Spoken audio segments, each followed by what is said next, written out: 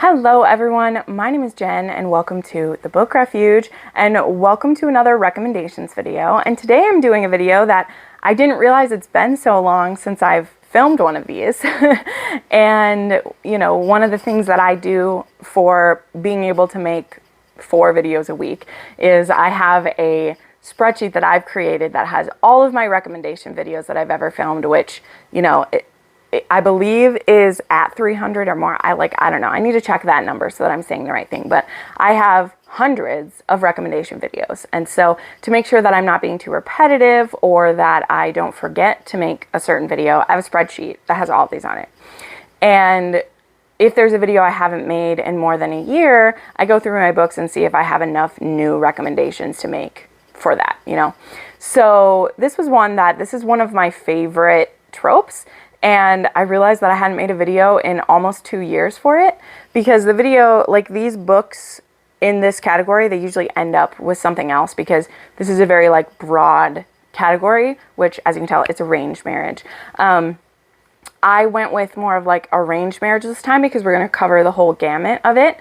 And by arranged, this will be a like, whether it's straight up arranged, where it's been arranged for a long time, marriage of convenience, where it happens because someone gets compromised or because it's like a last minute thing, or forced marriage, where someone is being kind of coerced into it happening. So this one's gonna cover like the whole gamut, where if you check my recommendations list, I do have like, I've done it where it is all contemporary arranged marriages. I've done it where it's all historical, and I've done it where it was like marriage of convenience. You know, like I've done all those variations, but I haven't done an arranged marriage video covering like everything in quite a while. So that's what we're going to do today.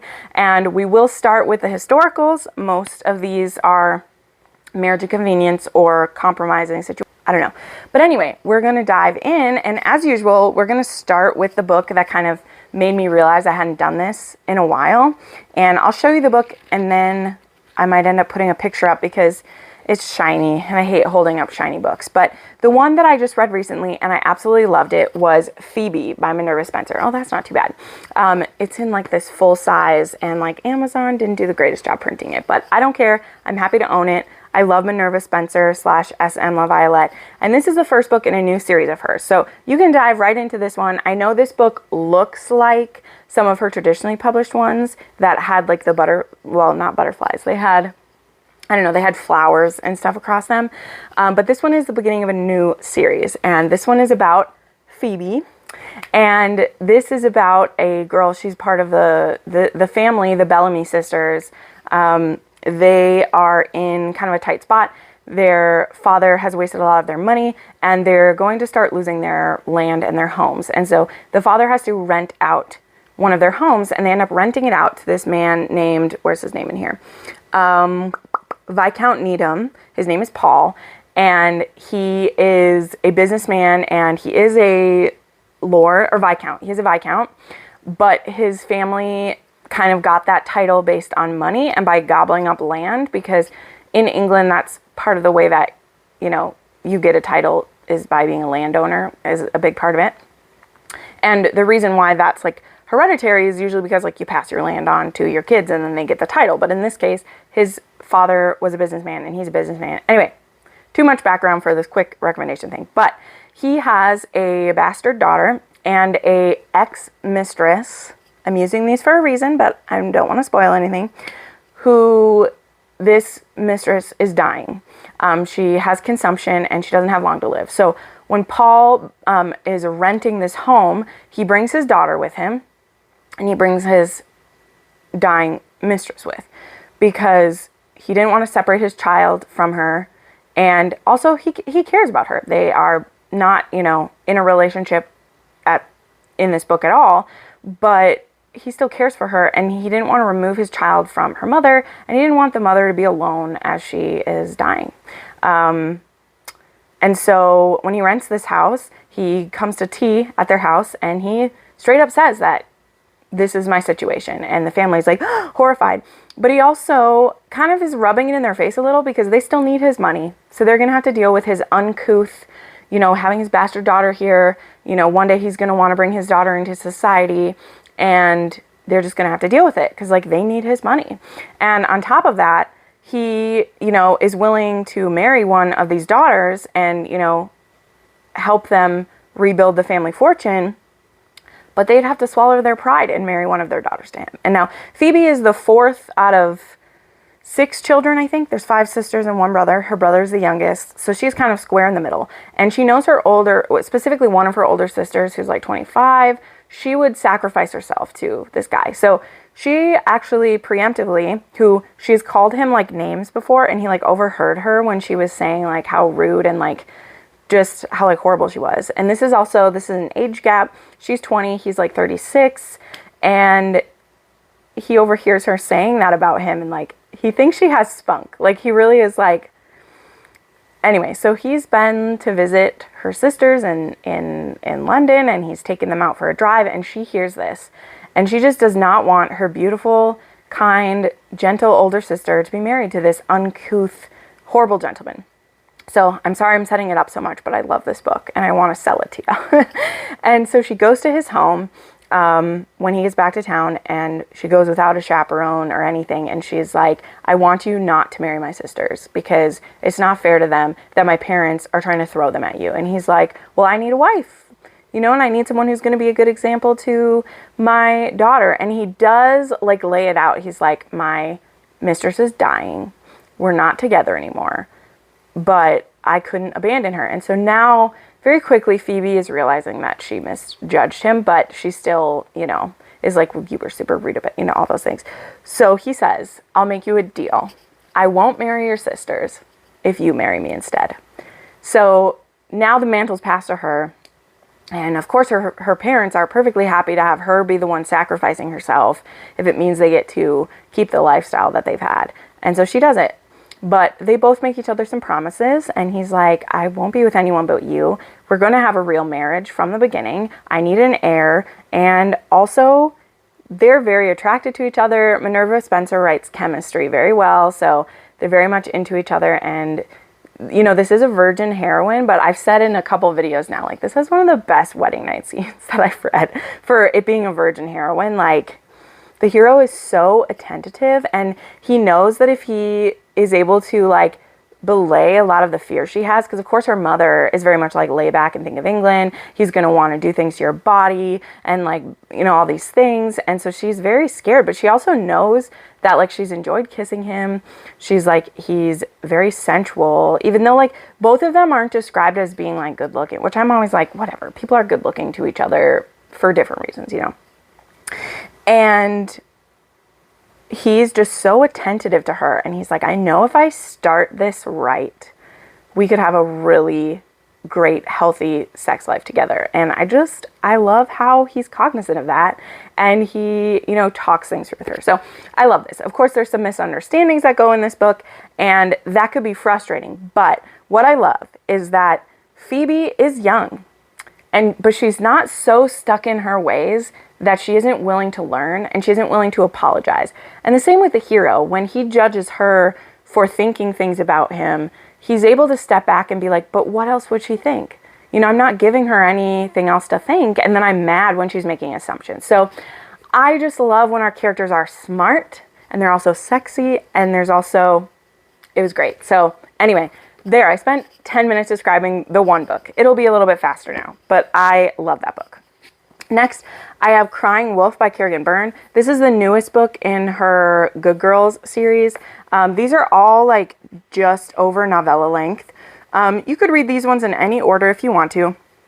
And this one is about Rosaline Good. Now, she is actually like part of family of the Goods that we found out about recently, because it turns out the father actually had 2 wives and he had kids with both, and so she's technically like the illegitimate daughter, but when the other sisters find out about her and her brother, they just scoop them right up, and they're like, this is not your fault, we are going to treat you like you're welcome in. And so she's welcomed into the family, and so then we have Elijah Wolfe, who is from Nevada. So he's an American, and he's actually in England trying to start business there.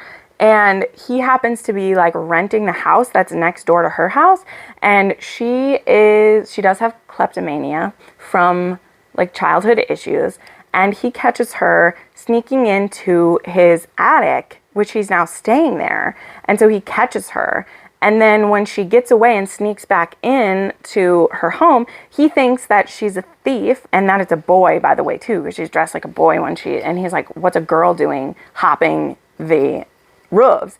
And so this is his friend's home because her brother-in-law, like it's his house. And so he's like, oh my gosh, this thief is now in my friend's house. So he follows her, tackles her, and then they get caught in a compromising position.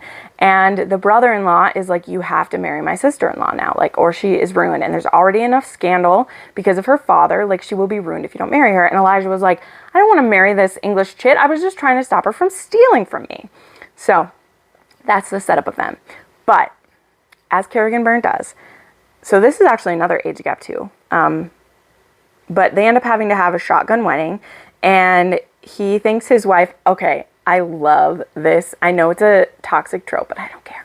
He thinks his wife is too young, too small, sheltered, soft, and sensitive for a man forged in the mines and tempered in the desert heat. If theirs is a devil's bargain, then why does her shy touch take him to heaven? So this is one where, like, since she's married now, she wants a real marriage, whereas he was going to marry her and then go about his business, and she's like, no. If I'm married and you're the only man that I can have, then there's going to be some having happening. So, love this. Then, an oldie but a goodie. I haven't brought this one up in a while. This is Return of the Rogue by Donna Fletcher. I like bringing Donna Fletcher up now and then because her books just make me smile. And they're not exactly the, like, greatest works of art. And I don't say that disparagingly at all, okay? Like, her books bring me a lot of comfort. I love the audiobooks. They're read by a guy who does this wonderful Scottish accent. But this one, we have Honora Tannick, and she was supposed to marry a Scottish laird, but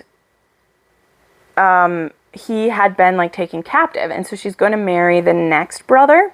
And then literally on her like wedding day, the real son escapes from the barbarians who've been holding him captive, and he arrives home, and so now she's supposed to marry him. His name is Cavan, and he's this, like, dangerous, like, war-torn man who survived, like, torture and, like, starvation, and now he has this tiny, delicate wife who's very shy and scared because her stepfather has been very abusive to her over the years, and she just is, like, kind of a flimsy woman at this point, which isn't her fault given the trauma she's been through. And the hero, he's still determined to, like, he needed to come home and, like, let his family know he was alive. And then he wants to go back to find his brother who is still being held captive. But now he's forced to marry this woman, and he's like, I don't have time, like, I'm gonna go back and get my brother. And he starts, you know, falling in love with this woman. So this was the beginning of, I can't remember what this series was called, but there's 4 books in this one. I think it's just the Sinclair brothers. So this one is in the 1500s in Scotland, so not quite medieval times anymore. It's not as far back as like the like other series by her, but I really enjoyed this series. And this one particularly, it has a very dramatic beginning, right? Because she's literally like in her wedding dress. She's gotten to know the guy she's supposed to marry. And then this guy who she's actually betrothed to, but he's been believed dead, is alive. And now she has to marry him instead. So it's very interesting. Then we have Topaz by Beverly Jenkins. This was a Rake Appreciation Society pick from a couple months back. I love Beverly Jenkins. This one's a bit of a like coerced marriage, like I said, because our heroine, Kate Love, I love her name. Her name is Kate Love, and the hero's name is Dix Wildhorse. I just love the name. But she is a reporter, and she's been kind of undercover trying to find out information about people who've been preying on elderly blacks where she lives, and she is investigating, and then her father ends up, I believe this is right, yeah, her father gets into some trouble, and he like promises her in marriage to Dix, and so he shows up, and rescues her, and then he's supposed to wed her. And Kate like does not want to do this, but if she doesn't, her father could be in a lot of trouble for the crimes that he's done. And so he decides to marry her and wants to take her back home and have her be his wife. And she just has like bigger dreams. But of course, you know, who can resist that mustache that we have going on? So this book has some like wagon train action happening. This has kind of the slow burn between the two of them, and it has a lot of like Western adventure happening as well. So really love this. Then the last historical I want to mention, I think this is the last historical, is Accidentally Compromising the Duke, and this is by Stacey Reed, and the title kind of speaks for itself. So our heroine is going to be forced in to marry this repugnant earl, and Adeline plans to deliberately allow herself to get compromised to a guy that she's kind of been interested in, but she goes into the wrong chamber, and she ends up literally falling on top of Edmund, who is the Duke of Wolverton. And he's seeking a wife for his 2 daughters, but he doesn't want it to be like a marriage in the bedchamber as well, because he doesn't want any more children, and he doesn't, you know, but he's looking for a wife. And so he's like, oh, well, this woman just fell on top of me, so this is perfect. I'm going to marry her instead. And so then he brings her to his home, and he doesn't want them to never have any intimacy against each other. But Adelaide has other plans because she's falling in love with him, and she wants more out of it than this. So, loved it. Then I have a couple like alien romances or slash creature romances. I don't know another way to say that, because the first one I want to recommend, of course, this book should always be brought up when it's arranged marriage, and that is Radiance by Grace Draven. I'm so excited. We just got a release date for the 4th book in the Wraith King series, but the first 2 books in the series are kind of a duet, and they're about this couple. So this is Idaco and Brishan. Wow, I remembered that. I'm proud of myself. I don't have physical copies of these yet because I ordered the, who did I order these from? Is it from Fake Crate? I think it's from Fake Crate. They're having special editions of these. So anyway, this is an arranged marriage between our heroine, Idaco, who is human, and then Brishan, who is a part of the Kai. And they both find each other repugnant, like the races find each other repugnant, but they want to form like a truce and a alliance. And so Ildiko is getting given as a wife, and Brishan, who is the second son, is being given as well. And what's so beautiful about this book is instead of it being an enemies to lovers, because they're like, you know, their races are not friends, it's a friends to lovers. So they actually run into each other in the garden before this wedding, and they have this like interaction not knowing who the other person is. And then literally when they're like, I think they're like walking down the aisle, they realize that they're getting to marry each other. So it starts their marriage off really in this like, we're in this together feeling. And I love that. And this first book isn't overly like sexy or steamy, but that definitely builds because they don't have sex right away.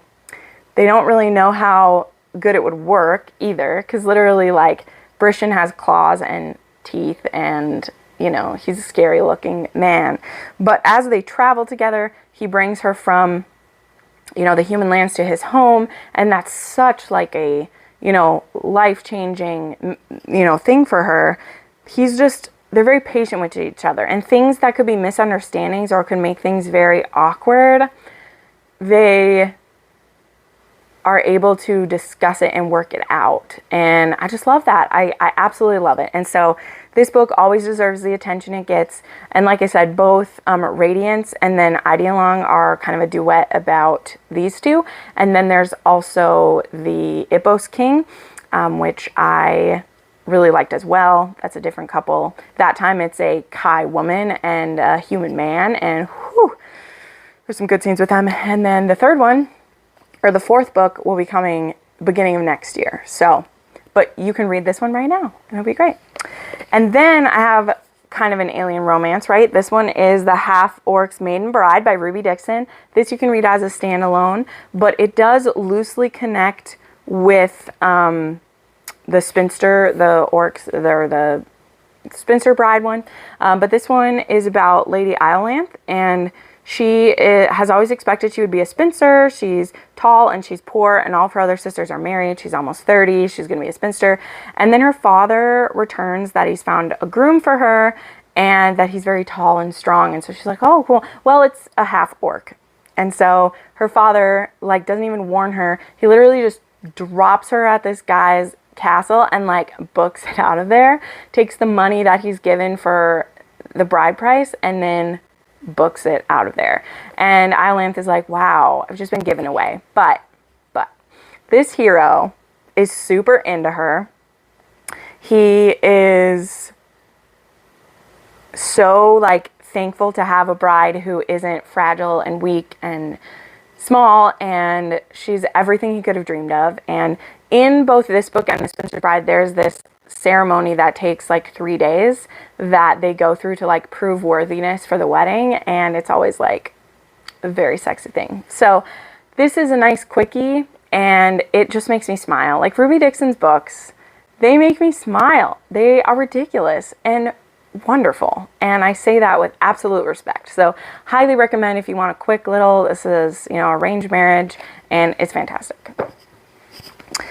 Then I have a fanfic to share that is kind of sort of an arranged marriage, and I am so blessed to have a copy of this book. I actually will be giving away a copy of this book very soon, so make sure you're following my Instagram and my Patreon, because I'm getting another copy from my friend Mel, who binds fics, and she had given me Safe Word is Devil's Snare by Shaya Lonnie, and this is one of her first fics that she ever bound, and she has greatly improved. She's improving by leaps and bounds. Her fics are beautiful, but you can get this for free, not this, but you can get this for free on AO3, which I always explain is called An Archive of Our Own, which is a fanfic website, and you can download this in an EPUB form and send it to your Kindle. You can look up how to do that. I'm not doing a lesson on how to do that right now, but you could also just read it on the site. You can read it on a computer, you can read it on your phone, whatever.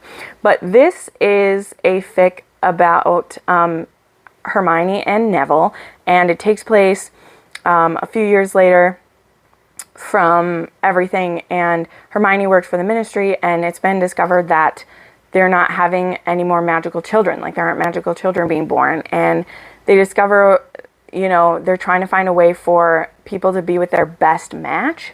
And so Hermione uncovers this spell that will show you your best match. And so they get everyone together first as like a volunteer level, which is people from, like, you know, they were the first, it's from their year in school basically. So, you know, everyone in their age group decides to be the test group.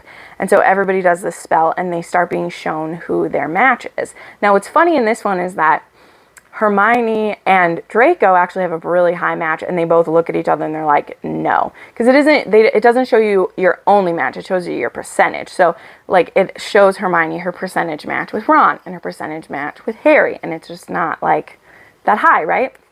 But her and Draco are like, no. And so she is actually just about to leave because nobody else has really matched with her. And she's going to, because they're going to do this again in like a month or two. They just were doing a test. So she's like, maybe I'll match in the next group. Well, Neville has just come back from dark wizard hunting, is getting there late. And she bumps into him when she's leaving, and she still has had the spell done. And he ends up getting it cast on him too, and they have a very high match. And so they agree to like meet for coffee, and Neville has a secret that he wants to share before he, you know, before they go forward anymore. And he shares that he's actually into BDSM and wants to make sure she's comfortable with that because it's very important to him. And she isn't sure about it, but she's feeling very like attracted to Neville now, and they want to decide to date. And so she's willing to let him try some things with her and discover if it works for them. But the reason why this is like an arranged marriage is that once the ministry sees that this is working, they really start pressuring people to marry the person that is their best match, and like, you're going to have children with this person, like, you have to. And so that's kind of why I put it in this category. It's a bit of a weak category, but it is. It's like being arranged by the state basically. But I like it a lot. Okay, now finally I have a couple Mafia for you, and obviously I could pick a ton of Mafia books to put in here because a lot of them have arranged marriages too. But I just picked 2. So of course, nobody's gonna be shocked. Everybody knows this, but I wanted to show off my pretty book anyway. So Brutal Prince by Sophie Lark. This is a beautiful copy I received from her when I just went to go visit her. This is an arranged marriage, and this is also the best place to start the Sophie Lark journey. I have a video all about that, so you don't need to ask me in the comments, all of those things. You can go watch the video. But this is the best place to start. This is the beginning of the Brutal Birthright series, which there are 6 books. And then from there, you can decide where you want to go. But this book is what starts it all, in my opinion, because it is Callum Griffin and Ada Gallo. And their families have been having some friction. The kids have. There's not really a war going on between their families, but the kids, of which there are 7 between the 2 families, have had some bickering, and they've done a lot of petty things. And this book actually begins with the kids, with them infiltrating a birthday party at the Griffin's house, and Ada accidentally starts a fire in a room where Callum is. And when she gets out of there, he like catches her, and they have like one of her brother's legs ends up being broken in the like standoff between them. And so then her brothers are ready to like, oh, we're going to destroy them. And her father is like, stop. You don't know what you're starting. You guys have not grown up in a time of mafia war. You don't want that to happen. I'm going to go talk to the dad and see what's going on. So the 2 fathers meet, and they decide that the only thing that can stop bloodshed is to form an alliance. And that means you got to have skin in the game. So because it's Ada's fault, Callum, who is the oldest son, he has to marry Ada. And so this is an enemies to lovers, forced marriage. The antics are crazy. She tries to kill him on her wedding day. He tries to drown her the next day. They go at it. But when there's a tipping point and they decide that, why are we doing this? Like, we can do more together than bickering with each other. It's beautiful. Like, it's absolutely wonderful. So, highly recommend. Y'all know that. I'm a simp. I'm a fangirl. I'm biased. But again and again and again and again, it's been proved that people love this series. And even if you don't love this book, you could try Stolen Heir, which is the next one. I mean, that one's not an arranged marriage, so we're recommending those. But highly recommend. Then I have a new release. I have Brutal Vows by, which is funny, those are both brutal, by J.T. Geisinger. And this one doesn't go the way you think it will. I do highly recommend you read this series in order for best enjoyment level, but you could jump into this one if you wanted to. I think you'd be a bit confused by a few things, but you could. We have Spider, also called Quinn, who is a member of the Irish Mafia under Declan. Yes, my daddy Declan. And they need to form an alliance with the Italian Mafia. And so Raina is a widow, and her niece, Lily, is the one who is chosen to marry Spider. She's very upset about this because she doesn't want her niece, who's 18 years old, to be forced into marriage to this crazy Irishman who's big and mean and growly, and she knows will just like run roughshod over her niece. And she doesn't want that for her niece because Raina actually survived an 18-year marriage with a brutal, abusive asshole. And she doesn't want that for her niece. And so she wants to vet Spider. So I'm putting this one in an arranged marriage. But I'm sure you can tell by who the main characters are that this arranged marriage that is originally planned is not the one that gets fully carried out. And things don't quite go the way we want. But it's still an arranged marriage. It just starts with an arrangement of someone else and ends somewhere else. But this was one of my favorite books I've read this year. I adore it. I love Spider. And he is an ooey gooey man inside for Raina. And Raina is a badass bitch. She is the queen. Her name means queen. And she's my favorite heroine of J.T. Geisinger. And yeah, I say that knowing that Sloane was one of my favorites. And Raina dethroned her. Okay. Although I will say, and Declan would agree, Sloane is a goddess. Like, she's something. And Raina can be queen.